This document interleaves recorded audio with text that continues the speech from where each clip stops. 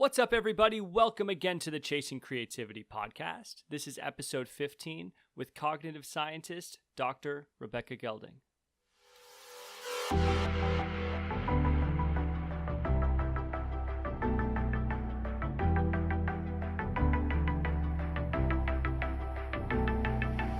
Can't you feel it's not easy letting go? But you don't ever see me. I don't ever hear you. You don't ever see me. Let it all be forgiven.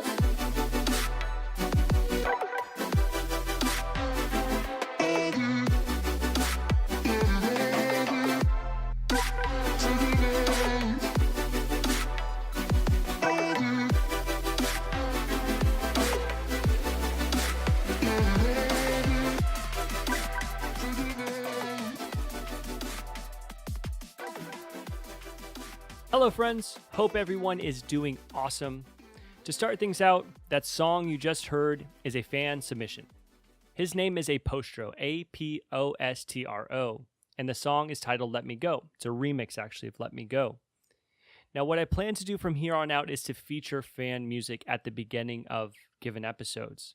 That way, as this thing grows, it can act as a platform for you as well.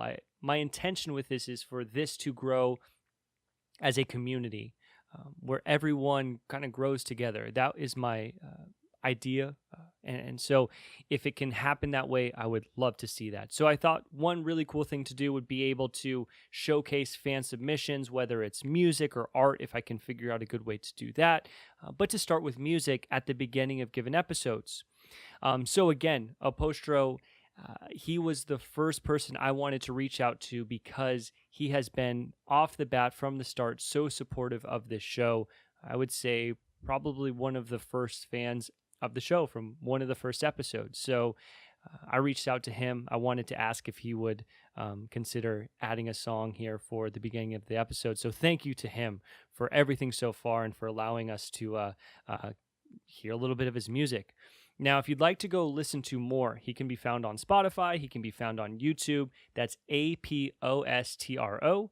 I also will be gathering links, if you will, and putting those on the website. So www.chasingcreativitypodcast.com. All of the links to his music will be there. So I'm going to make a dedicated section to showcase all of the fan work and fan submissions and all that cool stuff. So go check that out there on the website, or just go search his name. You'll find it in Spotify and YouTube and get tied into his music. Now, if you'd like to be featured at the beginning of an episode, simply email me, chasingcreativitypodcast at gmail.com. Chasingcreativitypodcast at gmail.com. That way, just send me an email, send me a link. I'll chat with you, and I would be more than happy to do this in the future. And I continue to do this I plan to continue to do this for every episode. So, and aside from that, actually, one other thing to mention, if you just like to email me, ask questions about the podcast or chat or whatever it is, always feel free. I love that kind of stuff. I love chatting with people on Instagram or email about the show. So that would be awesome. Now, shifting gears, before we jump into a little, let's say, background about today's guest, if you are enjoying these episodes, all I ask is just rate and review and rate and review on iTunes or Google Play or Stitcher, wherever it is. That makes a huge difference as to it kind of bumping up and more eyes seeing it, say, on iTunes, and it can really allow for it to grow a bit. And that's it. If you do enjoy it, go ahead and do those. That would be super cool. Or just keep listening. Also super cool. I'm just happy to be able to do this and to keep continuing to put out episodes. So now, switching gears. Today's episode 15, is with Dr. Rebecca Gelding. I first came across Dr. Rebecca Gelding's work after stumbling upon her Twitter account with her bio that was as follows: using MEG to understand what's going on in the brain while people are imagining music. I thought that was extremely interesting. So we started speaking a bit, and she was awesome enough to offer to come on and speak about her research on today's episode. So thank you to her. I had an amazing time speaking, and I think this turned out to just be an amazing episode. Just to give a little background before jumping in, she got her PhD at Macquarie University in Sydney, Australia, in the Department of Cognitive Science. Her PhD is looking at music imagery in the brain, so she had to come up with ways to induce musical imagery in the brain and be able to test it, whether that was pitch or rhythm that she was looking at.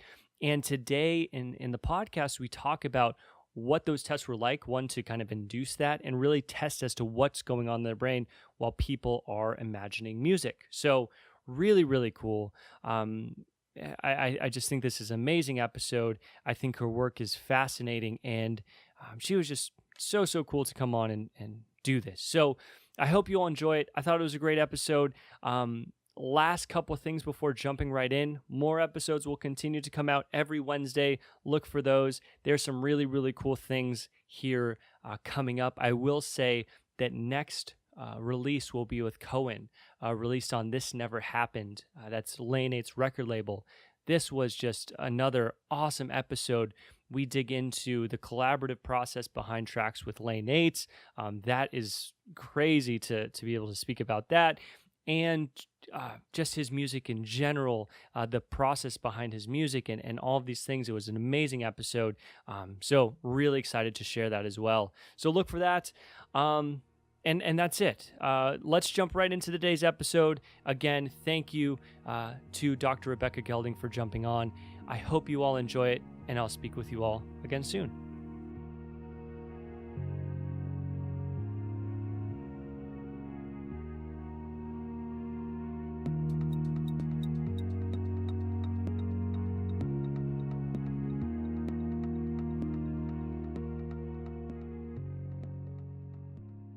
So thank you. I really, really appreciate you coming on today.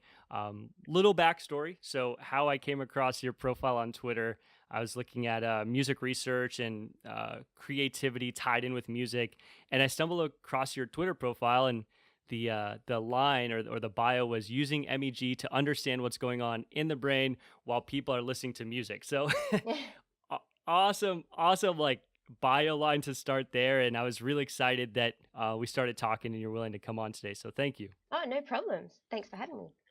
Yeah, absolutely. So if you don't mind, why don't we kind of start at the top? I understand you're just finishing your PhD and it's around music and what's going on in the brain while people listen to music. Yeah. So I'm comparing when people are listening to music and then when they're imagining music. So there's no actual auditory input to the ear, but they're having to do these tasks where they're imagining the sounds of music. And my PhD was a fair bunch of chapters, but the different chapters looked at, I split it up into two domains. One was a pitch task, so they had to imagine different pitches up and down the scale, and I made sure that all of the tasks we designed had actual tests at the end of the task, so that they had to, I'll go into more detail later, but they had a behavioral response so that we knew whether or not they were correctly imagining what we wanted them to imagine. So we had a pitch-based one, and we also had a rhythm one where they had to imagine different rhythms. And so having these two tasks, I then used a brain imaging technique called magnetoencephalography, which is a shortened to MEG because it's easier to say. And that basically was able to measure brain function at the level of, milliseconds, to understand the dynamics of what's happening in the brain while people were doing these two tasks. Wow. Interesting. And, I had the chance to read some of the papers or a couple of the papers that you had passed over to me. So I kind of digging into that one in particular to start with, how I understood it is there was like a step scale almost where there was an arrow and then for a given participant, the pitch would change, and there was some coordination between those arrows, and then that given participant had to kind of imagine what that next sound was going to be like. Is that Yeah, kind of yeah, in the ballpark exactly. there? Yeah, yeah. So we started off with they would hear a full major scale going up Uh-huh. the scale to sort of familiarize themselves with that particular scale for that trial. And then they'd Mm, hear a start note, which was always the first note of the scale, the tonic, or the fifth note of the scale, which was also a pretty solid starting point. mm. It's the second strongest note in the scale.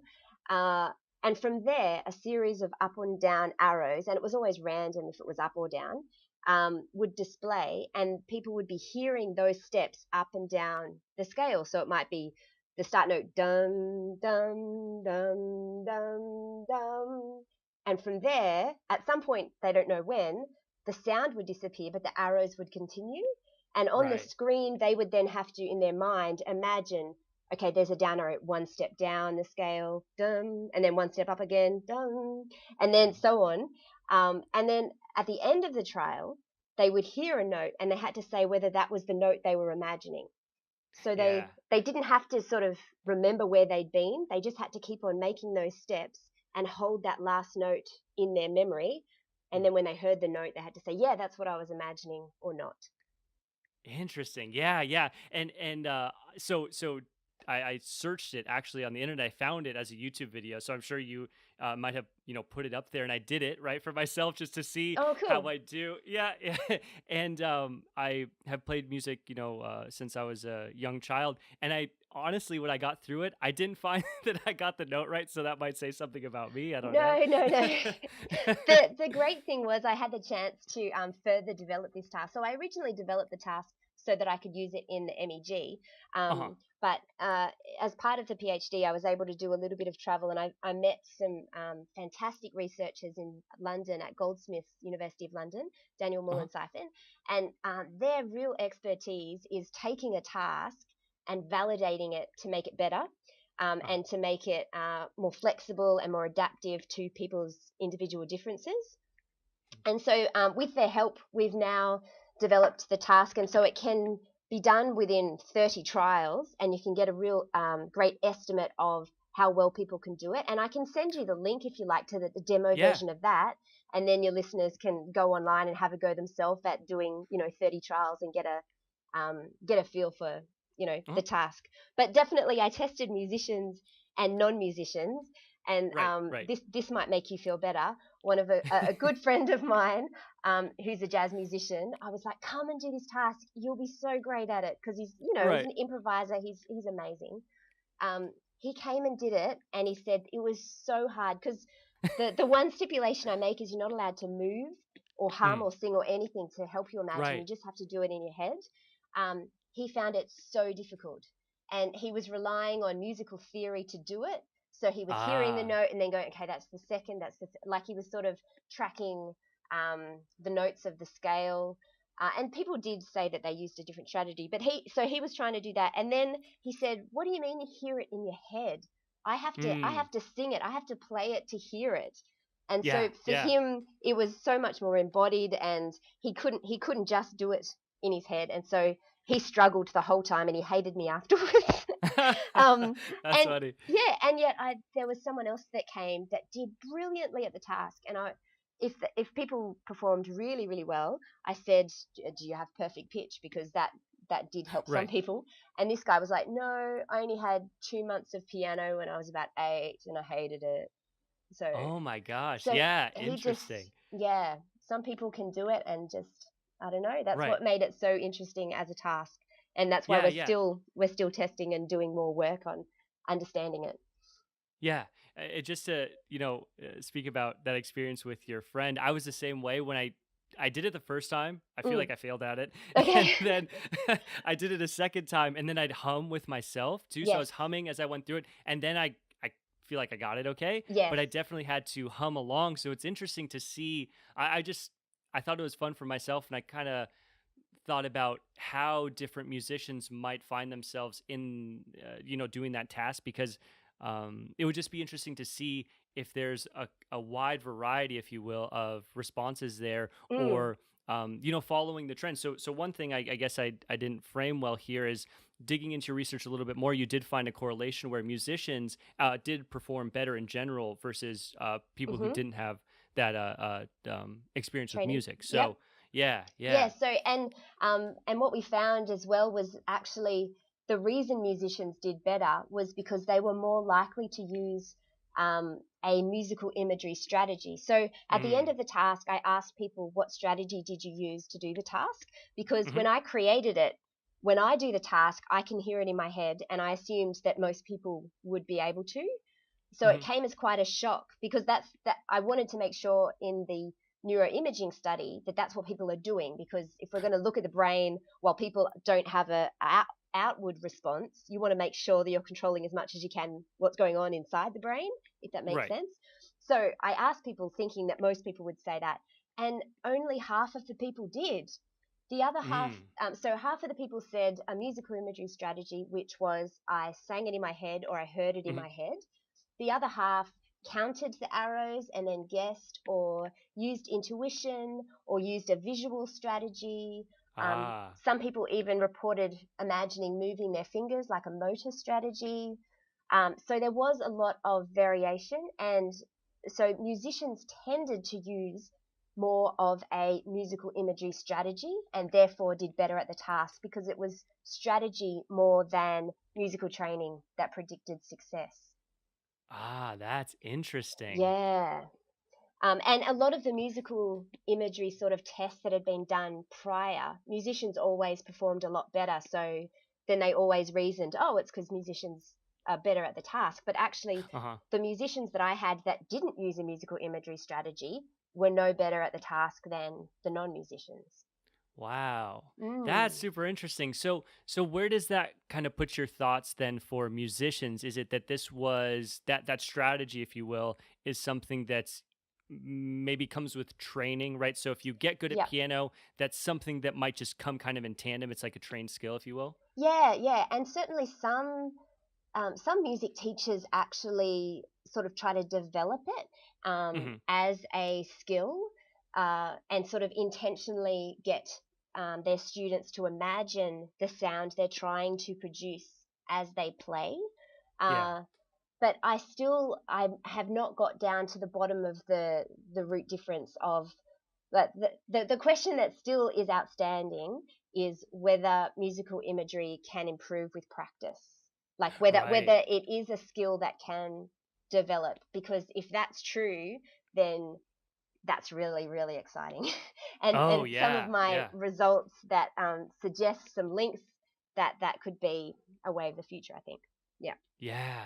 Oh, that's super interesting. Yeah, because then it opens the door for well, it changes the conversation a little bit. Someone might say, "Oh, well, I'm just skilled as a musician from birth," Mm. versus this is something that can be developed and trained, right? So that does definitely play into that conversation for sure. Yeah, and there's researchers back in the, I think it was the 1950s, Edward Gordon, who had Mhm. all these tests of what he called musical aptitude, and they were actually tests of musical imagery. So they were testing children to see how good they were at imagining Oh, sounds in their head, and said, well, actually, these kids can do it. They're more gifted at music. I don't want to go down that line to say if you can't imagine it in your head, then you're not going to be a good musician, because right, right, right. I think there's a whole lot more to music than being able to imagine it. But I Yeah. definitely think it's had a long history of certainly famous composers that have had this phenomenal musical imagery, like Mozart and Beethoven. Mm. And so, yeah, there is a tendency to sort of think maybe those people, maybe they just start off a little bit ahead of the game if they already have that ability.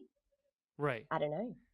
Yeah, yeah, it's a fun topic to dig Mm. into and play with because it's so interesting and just by previous interviews that I've done so far and just people I've spoken with in music production, I can tell there are a lot of different tactics as to working on music, right? So some Mm. people will say that, oh, a song will pop into my head like a melody, and maybe they're just being absent-minded or walking around and that song pops in their head Yep. and they can imagine and hear it in their mind and then imagine kind of how that's going to change over time or how they can build on it. Hmm. Whereas other people will sit in front of the piano or the keyboard, and if they don't have that, doomed, you know? So Yeah. it's interesting for that reason. Yeah. Yeah. Yeah.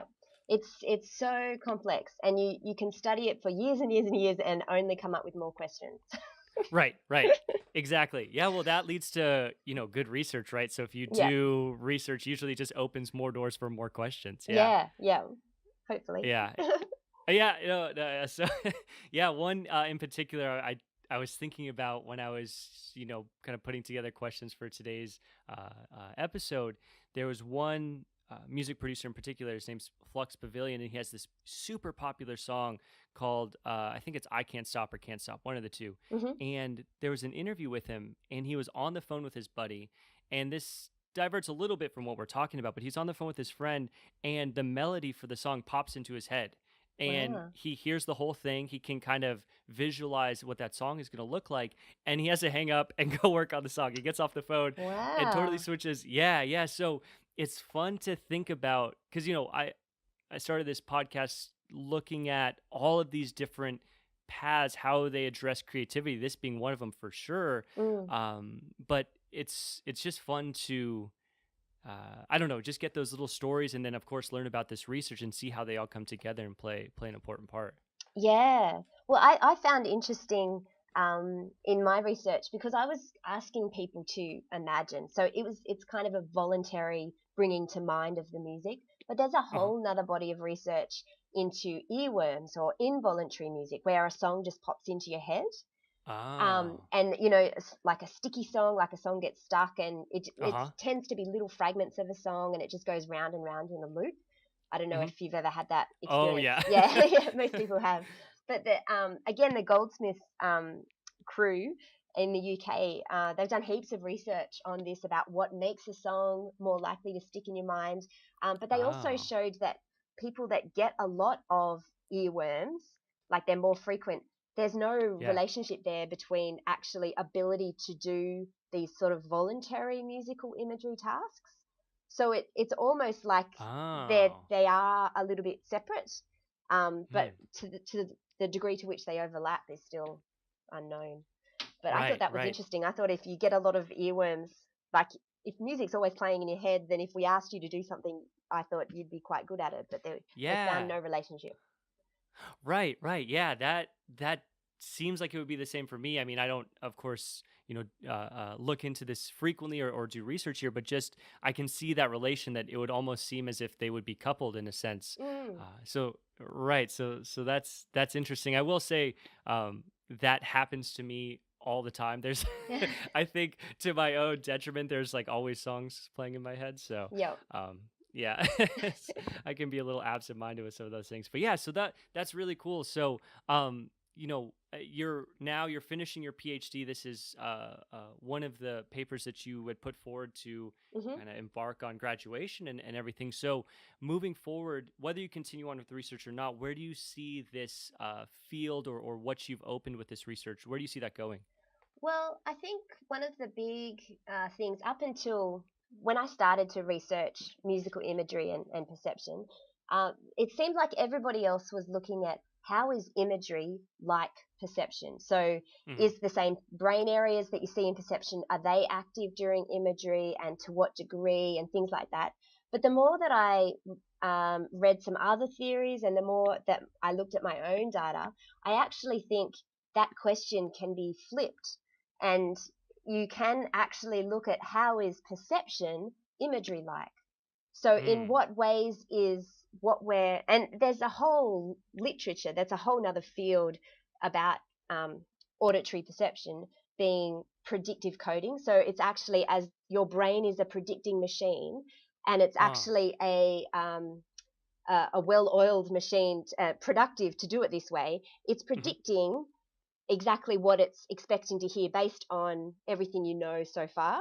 So it's like a Right. statistical sort of learning, predicting machine, what's going to happen. And then the brain is only paying attention to what comes in if it's different to what you're predicting. Oh So yeah, yeah, if yeah, that's what you're predicting, it just goes straight through, straight through, straight through. It's when yeah, something happens and you hear elephant and you're like, what? That what didn't make sense. yeah. That a whole network of activity starts up, and it's like, hang on, that's not what. What was Oh. that? And so um, I actually found some relationships with the time windows just before people heard tones. Mm. The information flow in the brain looked a lot like it did when people were starting to imagine the music. And so it's Okay. almost like people that were good at imagery, had better imagery abilities, also showed this imagery like activity in predicting what they were going to hear next. So it's like an Oh. unconscious imagery happening all the time in Wow. perception Yeah. that could mean that by training imagery and getting imagery better, that it could impact on perception, which is Mm. massive if you think about people that lose their ability to perceive because of hearing Right. loss or something like that. If they could be trained on imagery and it had an effect on their ability to then predict what they're going to hear next, then Oh, that's a new yeah. avenue of research. So I would really like to pursue that line of thinking and to see how perception is imagery like, if that Yeah. makes sense. Yeah, it does. That's a fascinating way to address this because I hadn't thought of those implications as you mentioned with perception and that relation to someone maybe losing perception late in life or something like that, and Yeah. how this could be beneficial. That's very cool. Yeah, and there's a lot of other applications for musical imagery. So for Parkinson's disease, for example, they've Mm. found doing motor training. It's found to be a timing issue, and so Okay. often they do motor training where they'll hear a metronome and they have to walk along to the metronome. But recent Uh huh. studies have also shown if they don't have the metronome, if they just imagine a song in their head and walk to that, then they also improve in their timing and coordination. So Wow. musical imagery really does have a lot of untapped applications, I think, beyond Oh, just that's so becoming a better cool. musician. Yeah. Yeah. Oh, absolutely. I think that's fascinating. And one thing just a moment ago that you mentioned here before, uh, looking at the brain as if it's looking for how I relate to that is looking for repetition almost. So, Mm, with songs, you have a melody and you catch the repetition of a song, and that's what creates a melody, or that's yep. what creates the rhythm in a song, right? And then you get kind of used to that repetition part. And I love that there's this whole body of research looking at how there's changes in the brain when something's different. So it's kind of sifting through and looking for that different thing. And in my opinion, just kind of to tie it into music creation, that's when I think a song can really stand out when it has a repetitive part, excuse me, and then it catches you off guard. It changes somehow, and then you're like, "Oh my Mm, god, this is so refreshing! It's different." It might yeah. be your brain engaging and thinking, "Oh, okay, this is a different piece." I don't know. Yeah, That's maybe. yeah. I just Yep. oh man, that is so interesting. And not to change topics here, but that Oh, just okay. kind of caught my interest. But yeah, so and just talking about the applications here for this, I think it's fascinating. Mm. Yeah, it's really really cool. Yeah, and there's really so much that we don't know. Mm, Like one of the papers that came out last year that really fascinated me and influenced my sort of second half of my PhD, I guess you could say, mhm. was this one. And I wrote a commentary thing on it, but basically they Right. had people come and listen to a Tibetan singing gong because it's an Mhm. instrument that people are sort of less familiar with. So they sat in the MEG and they just listened to this gong for 25 minutes. And Yeah. then they did a block of 25 minutes where they hit the gong themselves with a wooden mallet and they Mhm. actually made the sound themselves. And then they did another block where they just listened again. And just 20 or 30 minutes of practicing to make that sound changes Yeah. the brain's response to that sound, Oh, which that's so cool. I know, which I was really amazed that just such short-term plasticity could take place, and it takes place in the motor area. So when they hear the sound of the gong afterwards, there's greater engagement in the motor areas that were involved in creating it when they were making the sound. Yeah. And that's consistent with another paper that came out earlier this year that said that looked at beatboxers and guitarists and Uh-huh. non-musicians. I don't know if you saw this paper, but they No, uh-uh. basically they found that when they had everybody listen to beatboxing music, and everybody listened to guitar solo music, I think it was. Uh-huh. And the guitarists, when they listened to the guitar music, had greater activation in the sort of guitar motor areas, the hands that would have been involved Oh, in making wow. it. Yeah. And the beatboxers, when they listened to the beatboxing music, even though they didn't produce it, they just listened to someone else's beatboxing, they had more of the face muscles and the throat and all that activation than the other two groups. So it's Uh-huh. almost like whenever you hear a sound that you know how to produce, or you know what goes into making that sound, those parts of your brain that coordinate that action are active as well, which Oh, could yeah. be a kind of stimulation.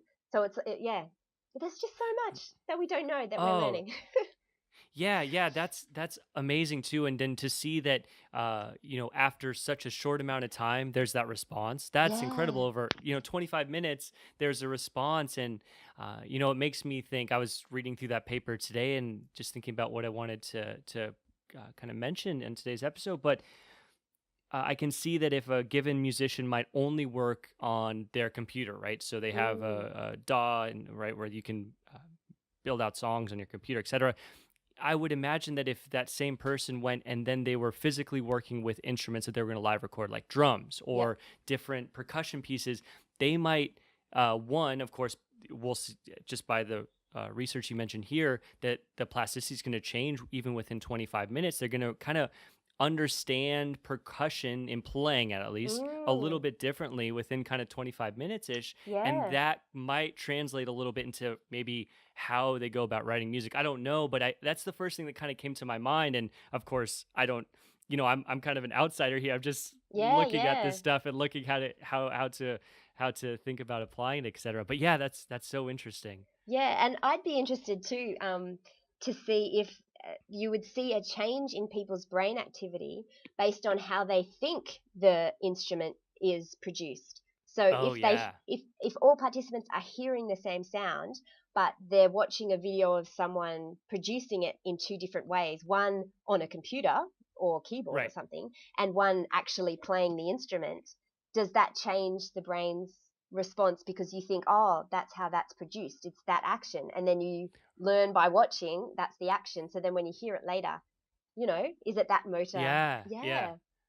Oh, Yep. totally, totally. And I know for certain that in this realm, so I just speak with lots of producers just for fun, because you get a bunch of producers together on the internet and they'll just talk about this stuff Yeah. for days, right? But they're always thinking, they'll, at least for myself too, listen to a song and then think, how the hell did they do this? And you Yeah. kind of try and piece apart the different elements in your mind and see, okay, here are the drums. What really is happening with the drums that fit so well with Mm. this piece that make it fit so well or sound so great? So it would be so interesting to see what's happening at that state, and if there's some influence, as you mentioned. I think that would be super cool. Yeah. um yeah, yeah, I really do. Even just speaking more about it now, this topic of music imagery is so fascinating. Mm. Yeah. Well, it kept me going for because it took me ages to do my PhD. I started part-time in 2013, so Uh-huh. it's been a solid stretch. Yeah. So yeah. Yeah, but I'm glad that we got to set this up at this time, because now you're pretty much finished, right? And so Yep. it Yep. must feel amazing to have done this, and I think a lot of what you found is remarkable. So it's Yeah. impressive, and Yeah. like Yeah. No, it's something to be excited about. Yeah. yeah, definitely.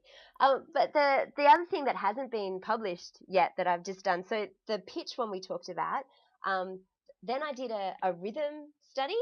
So in this task, people heard a bass drum and a piano. The Okay. bass drum played on the first beat of every bar, and then Mm. the piano played on other beats in the bar. You hear a simple pattern that is something like dung, ding, ding, or a variation of that. Hmm. You hear the pattern twice, then the piano drops out, and the bass drum continues to keep you in time. And your job is to Uh-huh. imagine the sound of the piano as accurately in timing as possible. Ah. And you just keep on playing it in your mind along with the bass drum until you hear a one off piano note, which is either in time with one of the Oh notes yeah. or it's out of time. Yeah. And then you have to say whether it's in time or out of time. And most people actually found this task more difficult than the pitch imagery task. Um, Interesting. yeah. But there was also some contradiction. So I did have a friend that couldn't do the pitch one, but she could do the rhythm one. And I Uh-huh. discovered that my poor husband could do the pitch one, but he was really bad at the rhythm one. To the point that he's like, I think you should check it. I'm like, no, no, really, honey, it's fine. I just think you can't do it. To which he Oh, was that's saying, funny. well, I'm not doing any of your tasks ever again. But basically, I found it's really hard to do, and people find it really hard to judge the timing of that tone. But then I had people do a block like the Uh-huh. Tibetan singing gong thing. I had people do a block where they just imagined, and then a block of tapping, and then a block where they imagine again. And in the behavioral task, the people got better at imagining after tapping out the Interesting. rhythms. Yeah. Um, yeah, and in the task, half of the people actually, when they were tapping it out, they heard white noise, so they couldn't hear the auditory consequences of themselves tapping. So it wasn't just that they heard the sort of Oh, rhythm I see. Right, continue right, because right. they were tapping. It was actually the movement that Oh, made people yeah. better. Yeah, but then when I invited people back to do it in the MEG, because I tested that they could do it before I had them come back, they did the same Hmm. sort of thing, and they didn't improve because I already got people that could do the task, so they didn't improve anymore. Oh, But that's yeah, that's science for you. that's so interesting though. I'm just kind of imagining what that would, what that kind of process would be like, and kind of that tapping process. I could see that that might help Mm, learning just by uh um my experience, and kind of what it tied or remind me of is like when you're in music class as a very young kid, right? They have you clapping with the mm, music, and the teacher's there like doing the clapping with the beat, and when you're really little you don't quite get it. yep.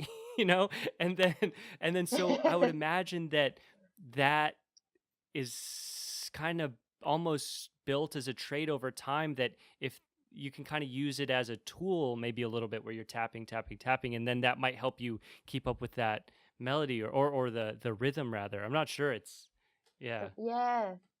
Yeah, and it certainly was. I found musicians did Mm. better at this task. Like there was and it didn't matter.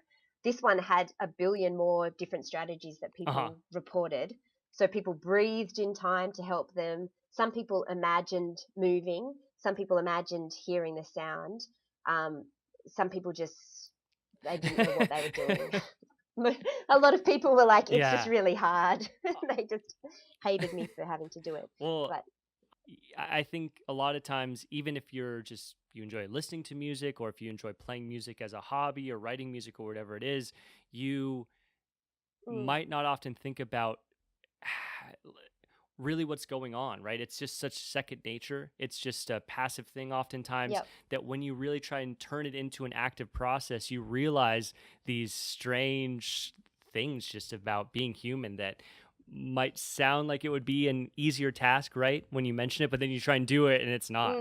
Yeah, and it's when it's wrong, it's out by um, 400 milliseconds, which is really Uh, detectable. Like that's quite a big chunk, but people still struggle. And at the start, people were getting sort of oh 55% wow. correct, which is pretty much Yeah, yeah, chance. Like that's it's not just right, that right. much better than chance. So I'm like, oh, this is really Wow. bad. So that's why because I did some other development of the test along the way. And so the first time I just had people do this type of thing with some Yeah. different patterns, and they were just really bad. I thought, I wonder if people tapping would be better. And so in the next experiment, I had people tap first and then imagine. And in that second experiment, those people in the second block of imagining did better than the Ah. first experiment. But then you never know, was it just because they were better at the start? They're a different group of people. So that's why I did a third experiment where people imagined, then tapped, and then imagined, Right, and they right. got better. Okay, that's awesome. Yeah, then kind of having that middle group tied you into a couple other things, and then the last solidified it. But then that makes total oh, that's super interesting that you can tell then kind of at that stage that tapping really did have some influence. Oh, man, that is Mm, very interesting. I I'm guessing that if you just ask someone randomly if you thought that there would be that influence by hands or feet into how you were perceiving music or how you were understanding rhythm, I would imagine that people would say, uncoupled. Like I understand rhythm in my head and I can kind of keep a Mm, beat pretty well. yeah. And you might not think that that had a lot of influence. That's for me at least. I don't know. Yeah, and there's a whole bunch of studies to show our predicting timing, our temporal prediction is much better when we're moving. So when we're still and we have to sort of maintain a Right. tempo in our heads, people are really bad at it. But if you're tapping to a tempo, you're Oh much yeah. more stable. That okay, yeah, yeah, you're right. That Um, does because if you have to think and then you can like tap your foot or tap your hand. Yeah. Huh. yeah, yeah, and so yeah, it's just really it was quite cool to show that uh, even the subsequent imagery though. And afterwards, I asked people thinking that they had then used more of a motor imagery Mm-hmm. strategy to do the task, but most people said they didn't change Ah. strategy. They did the same thing. They just found it Right. easier. But what I found in the MEG study, with what I was looking at the information flow between the motor regions and the auditory regions. So the motor regions being where we had the biggest response when they Mm-hmm. made the button press from their finger, and the auditory regions where you have the biggest response to when they Mm-hmm. hear a tone, a piano tone. So I just looked at these four places on the left and right hemisphere for the motor region and the auditory region, and looked at the information flow between them during the task. And after tapping, we saw this really cool um, relationship emerge with, again, people with Okay. better imagery showed more of this information flow from the motor region Oh to the wow. auditory Yeah. region, but but only in the syncopated pattern on the on beat that was silent. Huh. So because the pattern, the task was developed with two sort of little blocks. One was syncopated and one was Uh-huh. like unsyncopated, standard sort of thing. Um, and all of the patterns were built up of these two little blocks. So then I was able to sort of average across all the blocks to get um, a better signal to noise Mm. sort of ratio for what I was looking at. Yeah, and so when we look at the silent pause in the unsyncopated pattern, so it was dung, ding, ding. So it was like the Right. second beat of the bar. There was no relationship with imagery accuracy there. But in that silent, it's kind of like a downbeat, but it's an on beat, I think it's called, because it's the Uh-huh. third beat of the bar. So they always have the bass drum on the first, and then the piano tone on the second and fourth. On that third beat, we saw this relationship emerge only after tapping, that people that were better at imagery showed more of this motor to auditory directed information flow for their imagined patterns as well as their heard Wow. patterns. Oh, that's Yeah, wild. so it could be, and it was on the right hemisphere for the motor to the left auditory. So it could be that the right hemisphere motor area was really is tracking the rhythm, and that tapping out had somehow strengthened that ability to do that, to track the rhythm or track those important um, beats Mhm. in the pattern.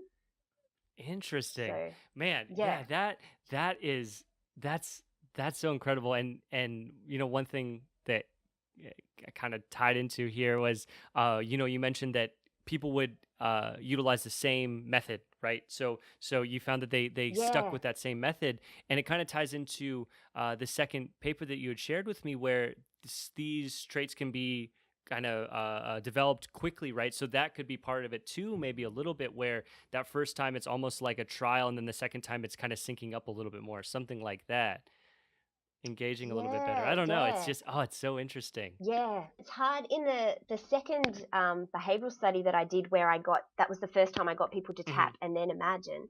I tried to manipulate their strategy for how they were doing it as well. So one group, I actually told them to use a strategy of imagining moving to do the task, and the other group, I told them to imagine a Mm. sound in their head.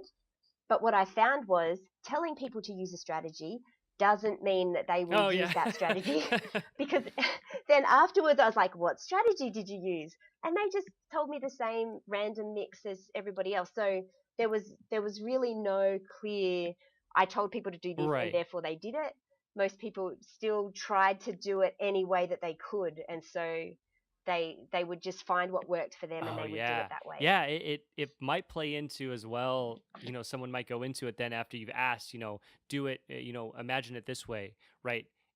It might be Mm, something that they've kind of maybe even developed over their lifetime where in that space, right, where they're looking at music, they're imagining those pieces, they're gonna imagine a certain thing, irregardless, right? They can't really almost change it a little bit. So yep, like, yeah, they can't yeah, not. Yes, yeah. But there's a whole lot when you were talking about yeah, practicing. There's also a bunch of literature that shows um, they had people actually playing mm, their instrument, uh, or imagining playing mm, their instrument. So instead of actually physically having your 10-minute of practice, these were all novices. So they started at the beginning yeah, all together. And then one group practiced and heard the feedback. Another group, I think, practiced with no auditory feedback. And a third group, I think, just had to okay, imagine both. And imagining movement was just as good as actually wow, moving. oh, that's so So weird. if you're ever unable, and this is what I tell my daughter all the time because she's picked up the Uh-huh. clarinet this year, and sometimes she's like, "Oh, I just couldn't be bothered getting it out." I'm like, "Well, just put your hands in place, imagine Yeah. hearing it, move your fingers, Oh like yeah. it's just as good." I mean, the people that actually played and heard Right. did the best. But if your instruments, getting Yeah. serviced or whatever, you can still practice in your mind, and it's going to be um, Oh, that's it's so better than cool. nothing. That's Mm. so interesting. I mean, uh, I've often thought about those things for myself, right? So if I'm at work or whatever, and I'm thinking about Yep. maybe some music that I wanted to work on at home or whatever, let's say, you know, Yep. you can play through something on your own, whether that's practicing piano or working on a song that you're writing or whatever it is. But uh, in my opinion, at least, you wouldn't think that that would really have influence on when you get home and you're actually working on those things, right? But this kind of contradicts that. That Yeah. if you're thinking about it in an active manner and you're almost thinking about practicing and what that practicing would feel like, and you know, if you're working on a Yep. certain chord structure, you can't quite get it, and you're kind of mulling it over in your head, that's going to have some positive influence. Yeah. Yeah. And I would say if you're caught out like that and an Mm, idea comes to you, I would say try to engage every modality that you can in your imagery to solidify or make that yeah. memory stronger, so that later on when you try to sort of think, oh, what was that motive that I came up with? If when you hear it, you try to work it out, even if you don't have an instrument, you try to work out how you would play it, which fingers, or what it would feel Right. like to Right. play. Just try to engage as much as of all Oh, the different totally. modalities. Yeah. Then yeah, Oh man, yep, yeah, yeah. That's so interesting because, oftentimes for myself, if I get a little idea or something in the past, I've like immediately gone and recorded into my phone, right? So like a little melody, oh yeah, yeah, yeah. that's And great then, too. but Yep, you see yep. that there's these different things that you can engage to kind of keep that fresh in your mind or develop it a little bit. And as you Mm, mentioned a lot earlier in today's episode about some of those great composers that would hear a piece and develop a piece in their mind, like Mozart or Beethoven or whatever, it makes you yep, wonder if, for me personally, it makes me think whether they were just geniuses, right? There had to be part of it was genius, yep, but how much of it was developed, right? So how much of it was like access yeah, to? Right now we have access to so much technology and information that you're in front of a computer all the time. You can go and write something out really quickly and get it yeah, onto paper or whatever. But maybe they didn't have, yeah, of course, the same well, of course they didn't have the same tools. So part of it might have been over time, years and years and years of thinking of songs in their head. They just got amazingly well at doing so. I yeah, don't know. yeah. And it just boggles my mind to think of them writing these whole Oh, symphonies for orchestras without like Pro oh, Tools or something, like without the all of the different lines to yeah, hear at once, like they're and especially Beethoven. going deaf Right. later in life, even more so to be able to compose without being able to even just hear the Oh, melody so much on the piano or on the harpsichord, whatever they used. I don't know. Yeah, just phenomenal, really. that's so wild to me. That yeah, a Mm, person can have this totally different and like when I'll think about music in my head, I can't of course get anywhere near that. I can think of a simple melody and like that's it, right? So they had these, as you mentioned, whole yep. symphonies, and they could piece out music uh um in their mind. That's incredible. It's Yeah. yeah.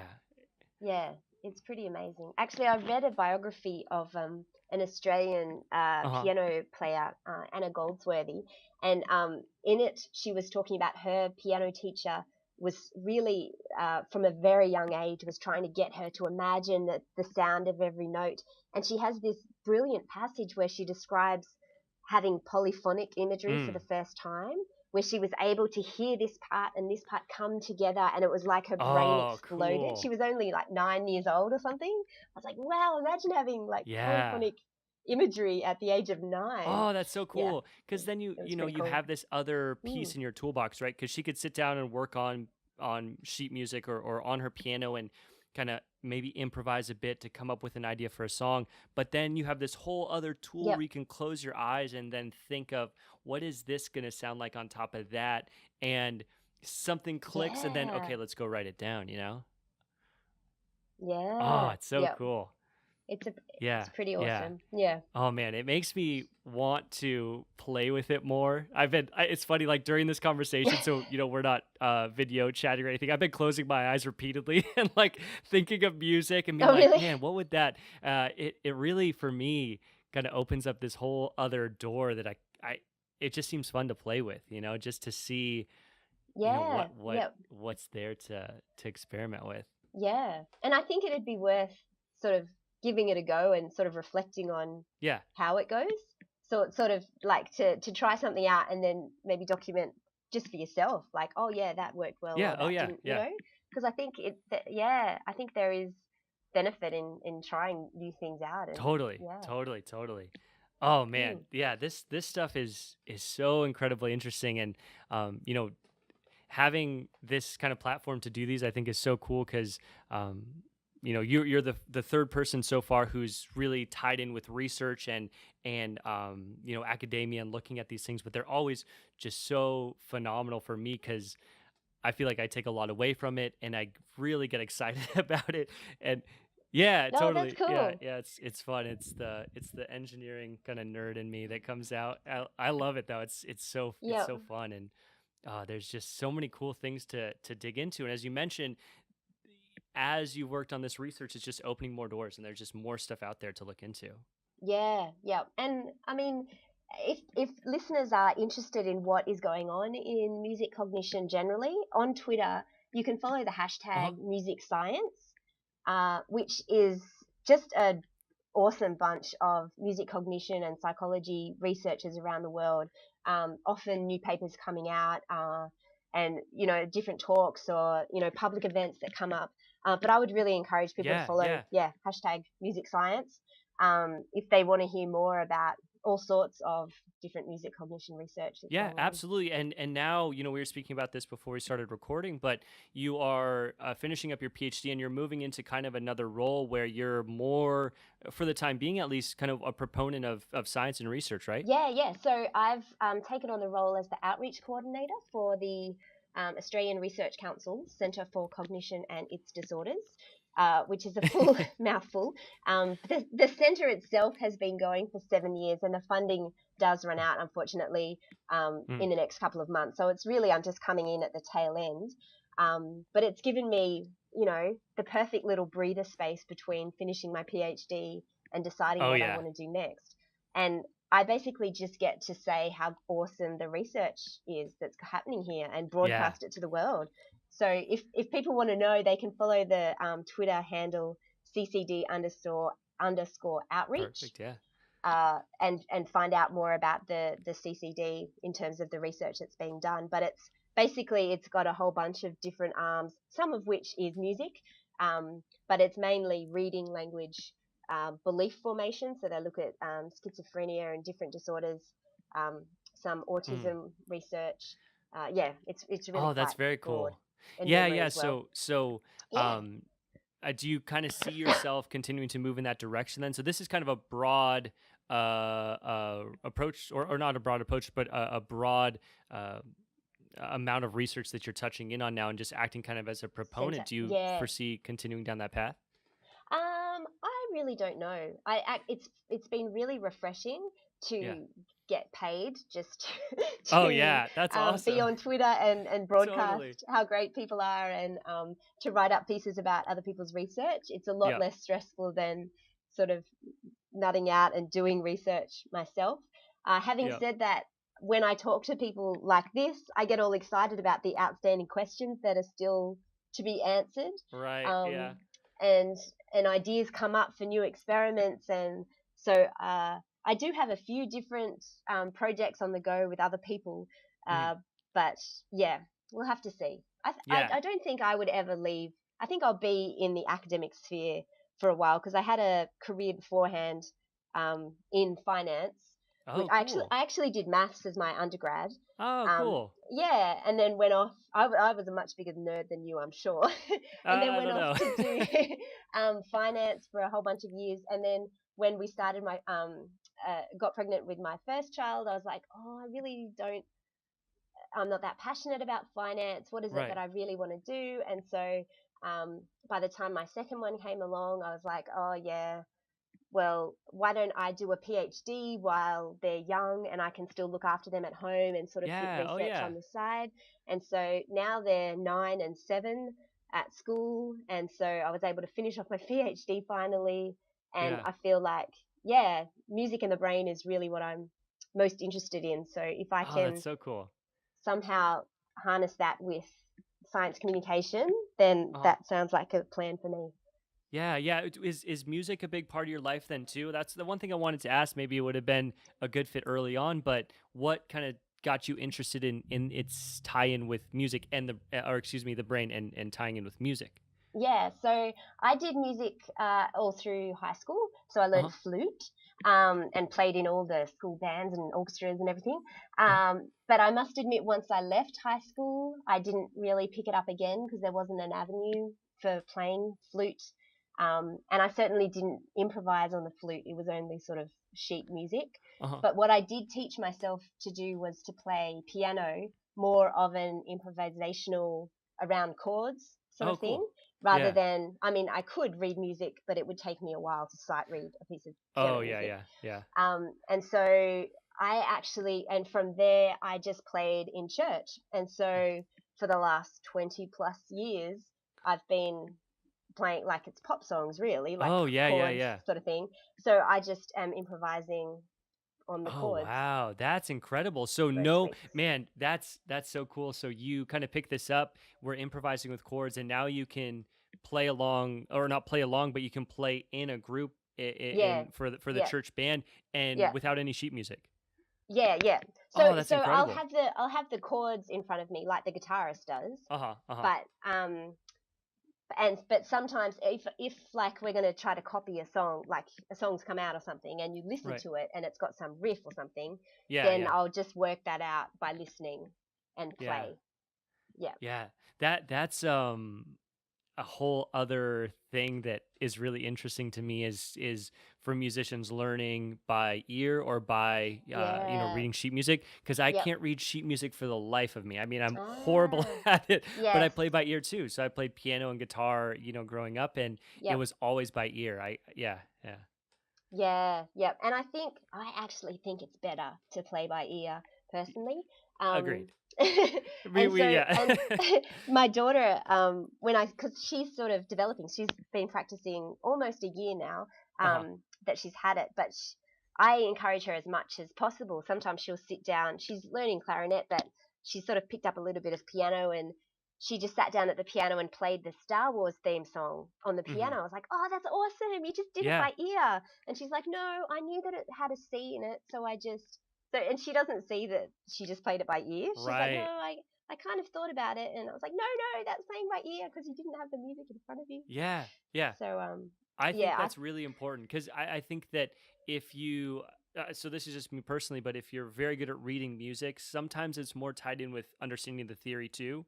yep, So it's a little bit, can be a bit more structured, whereas when you're learning from ear, it can be more tied in with improvisation yes, and kind of getting a sense of, okay, I'm playing with this chord and now I'm trying to understand where this song is going. I think, especially for writing music, it's incredibly mm, useful because if you can pick it up by ear, over time you kind of get a sense of where songs go and what yep. fits and what doesn't, but that could be my own bias because I can't read music. so yeah, that's But what cool. one of the other because you learn all this cool stuff when you're in music cognition and you go to conferences and you hear other work that people are doing. I Right. remember one of my first conferences I went to, they said they tested the oral skills. So when you have to listen to I don't know, intervals or something and name the interval or Mm. do different listening tasks. They tested people in their final year of high school, and then they tested them again. These are four-year Conservatorium of Music graduates, and at Mm. the end of the 4 years, they had not improved on their oral skills. And Wow. so, and this was all people mostly that were learning from music. They were all sort of classically trained Uh-huh. They weren't jazz conservatorium. They were classically trained conservatorium, just reading off the sheet music. And I was Yeah. like, oh, and you didn't even change in your auditory skills. I would have thought Oh yeah, 4 years of that's that. super interesting. Yeah. Yeah. So I don't Wow. know. That's a bit of a tangent, but I've always thought that was really weird. No, that's super interesting. Yeah, I'd always, you know, thought about that when I was working on learning. So it's funny. A couple of things you'd mentioned. One, my mom was actually very similar to your path. She was pregnant with myself when she did her PhD in Oh, music. cool. Yeah. So it was not music performance, but it was like music education. Yep. And yeah, so she took, because being pregnant with me and then having me during the whole process, it took her Mm. longer as well. So when you mentioned that, it totally sparked that. So when I was, born, I was growing up in the music halls at the university local Yep. to where I'm born. So my mom put me into piano early on, and they wanted me to learn sheet music. I didn't practice at all. I couldn't pick it up Yep. for sheet music, and I just didn't want to practice. But I'd find myself playing for fun just by ear with guitar and piano. So Mm. you kind of seeing how that's impacted myself over time. I really do think with writing music, having kind of an ear when you're playing chords, I think that can be really useful.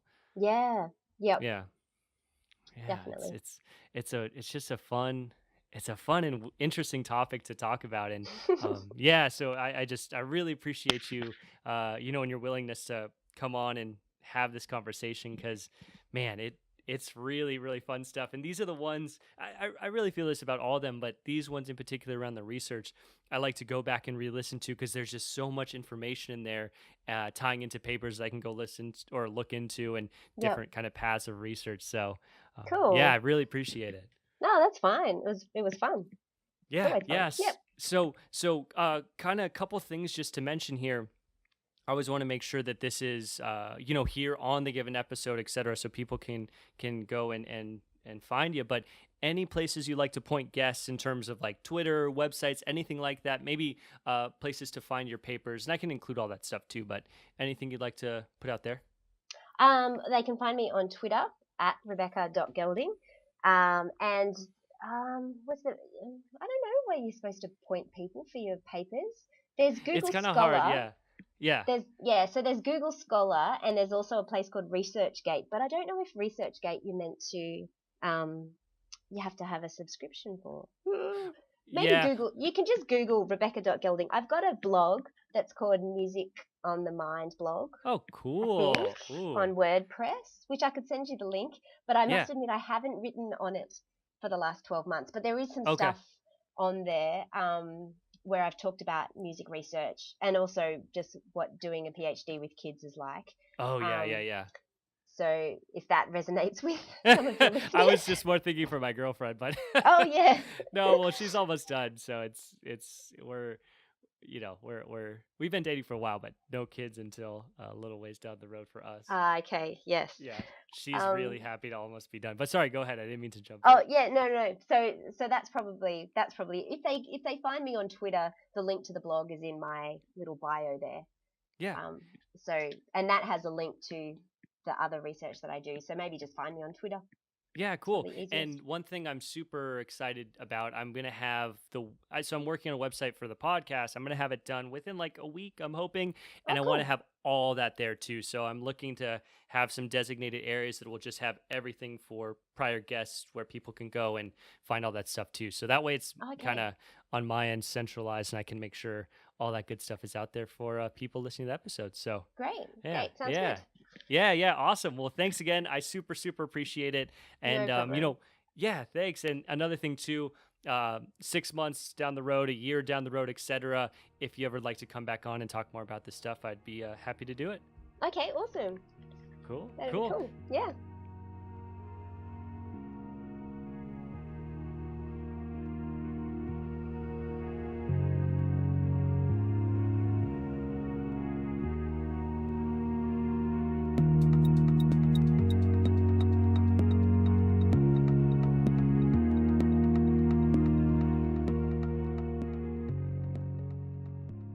All right, that's it for episode 15. Thank you again to Dr. Rebecca Gelding for coming on, sharing her ideas, sharing her research. It was incredibly interesting, and I would hope that in a year from now, 2 years from now, whatever, we can reconvene, do this again. I just think the stuff she is studying is extremely interesting. So go check her out. Find her on Twitter at Rebecca Gelding. That's RebeccaGelding. You can follow her Twitter feed there. See recent research. See what she's up to.